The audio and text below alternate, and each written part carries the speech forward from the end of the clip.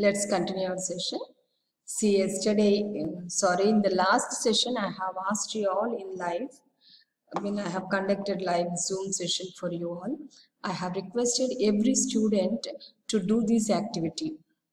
Just like Seagull, you have experienced such insecurity, feeling of fear. Share your experience and tell us how you overcame. Okay. Here mistake is there, ma. How you overcome it. Okay. How you had overcome this particular situation. And most of the girls have sent me. I really wanted to post it their names here, and even I wanted to share with you with the other groups also. So beautiful. Really, you must believe me. I was speechless to hear their speeches. To that extent, they were so very fluent and they had a very good experience they have come up with in sharing. But then I have very few boys. I hats off to those boys who have really sent me their videos, sent me their audio speech, and I appreciate you all in the group. Okay, today I will be definitely appreciating these particular boys in the group, and I don't know what made the other boys not respond at all. This simple thing makes me understand or think that you people are still inside that cozy and a fearful situation. You are inside that cocoon. You are unable to come out of yourself. We have got such a beautiful lesson, the first flight, and how the seagull is struggling. Maybe you also have such type of strugglings, but then I don't excuse anyone for this matter. Can't you give a speech or speak? I didn't even say it as a speech. I just asked you to share your feeling, experience, how you overcame such a type of a fear. And can't you do that? And I have told you nothing I have told you about the speech. And I did not bother about the steps that you need to follow, which I have taught you in the classroom. At least today. Okay, for those boys and those girls who could not make up last week, will definitely share it with me, and please to post it early so that I have a time to go through, and then I immediately send my comments to the students, the corrections that you make, maybe the appreciation that you really deserve.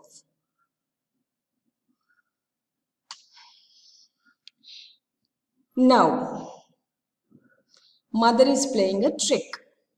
And what is the trick I told you in the previous paragraph? Mother is sitting in front of the seagull and started having its fish. See here. Ga, ga, ga. He cried. Who is that he? The seagull. Begging her mother, begging her to bring him some food. Yeah, that is a sign of expression or calling his mother and conveying to his mother that it is very hungry and it is desperate and it needs some food. Mother also is replying, "Ga call." She screamed back derisively. Is she happy with the attitude of this boy? No. And that is the reason she must have said in her own style, look for your food. You try and get your own. Okay? But I'm not giving you all the meanings of the hard words, even though I have boldened this. You will have to search for the meanings and then you will have to write. I have an exercise for you at the end of this session and we'll be talking about that. But he kept calling plaintively. And after a minute or so, he uttered a joyful scream. Mother understood even if she has scolded him, he is not going to move. So she played again another trick. What did she do? It made this boy react to it. What did he do? Uttered a joyful scream. What did mother do to make him react like that? See here.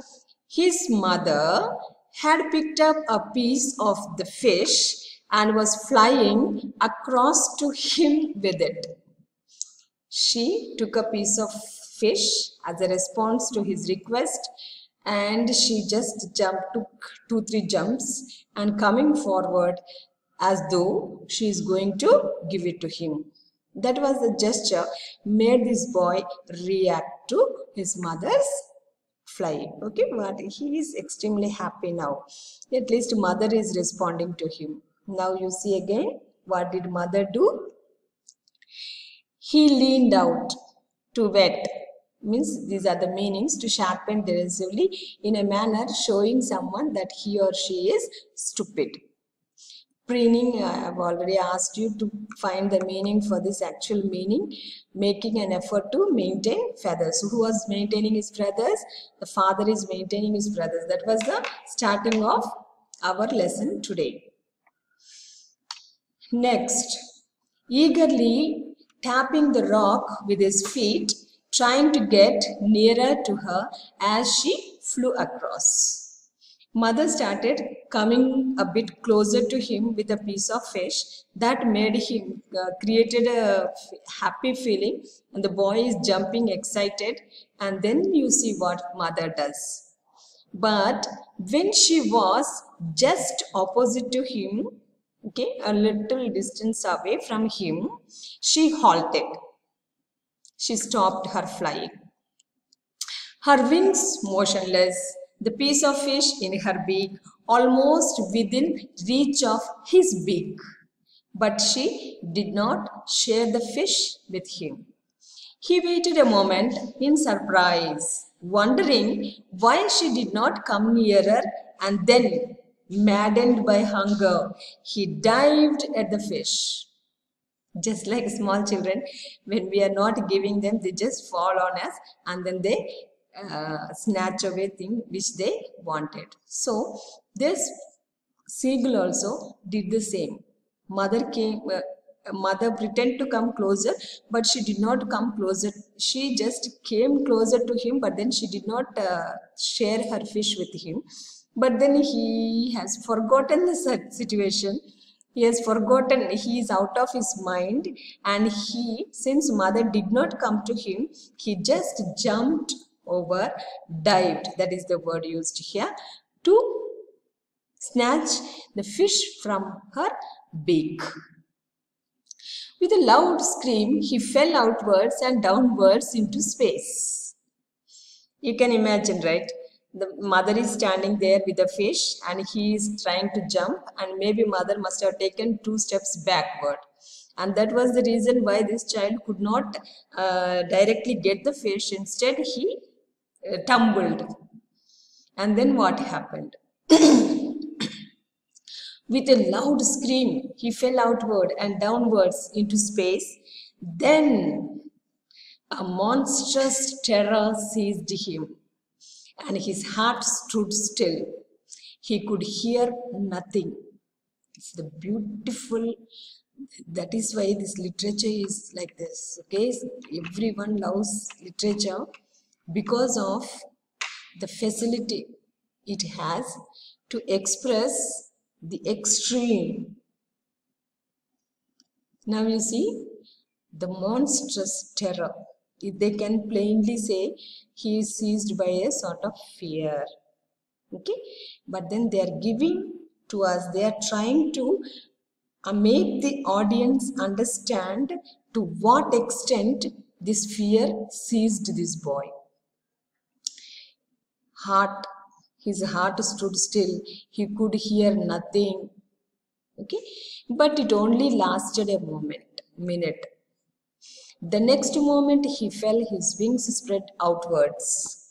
The wind rushed against his breast feathers, then under his stomach and against his wings. You know what happens when the breeze blow onto this bird, it will automatically, whether the bird want it or not, it does not listen to bird any longer. Okay, it will automatically start flying. Once you are ready with your question and answers, and you come and sit in the room for your examination hall for your test or exam, I don't think a student who has prepared well will sit and wait. He will eagerly wait for a question paper and answer booklet, and then he starts immediately writing in order to achieve his goal. He has studied, and then now nothing can stop him. Even if he desires to stop, wait for a minute, his mind, his system, his hand will not stop him. He just starts writing.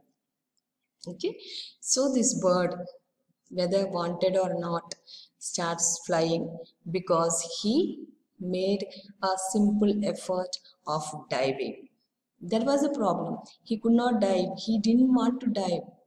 And now he is diving without his notice, and then the nature helps him to do his best. Wings spread, and then he is off. The wind rushed against his breast feathers, then under his stomach and against the whiskers. He could feel the tips of his wings cutting through the air. Automatically, he is in the air. He was not falling headlong now.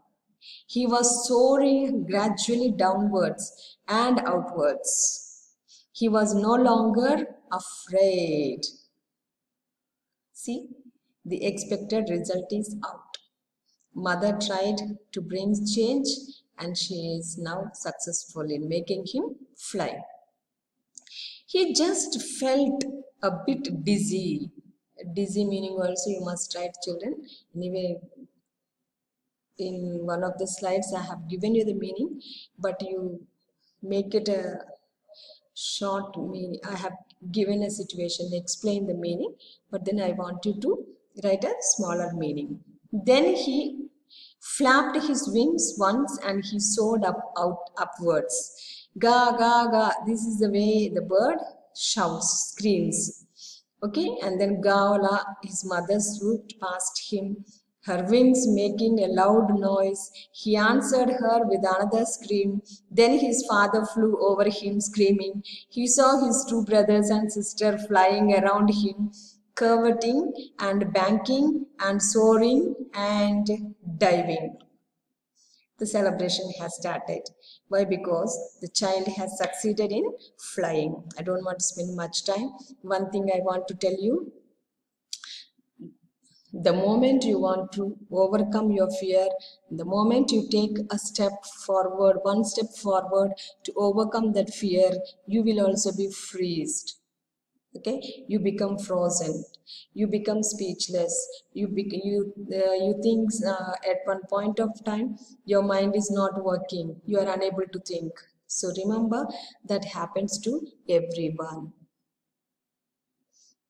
and it is a positive thing. See here, the monstrous, see, then a monstrous terror seized him and his heart stood still.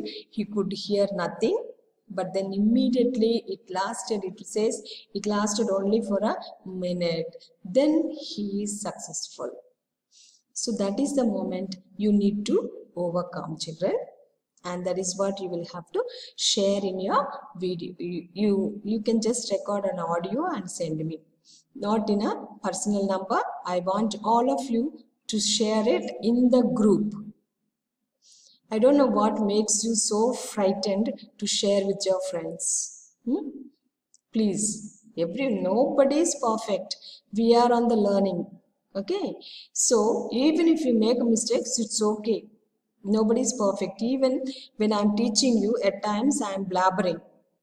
I'm unable to complete that particular sentence, but then that is not the mistake. See, this is a new thing for us and we are making mistake, but then next time maybe I will be avoiding that.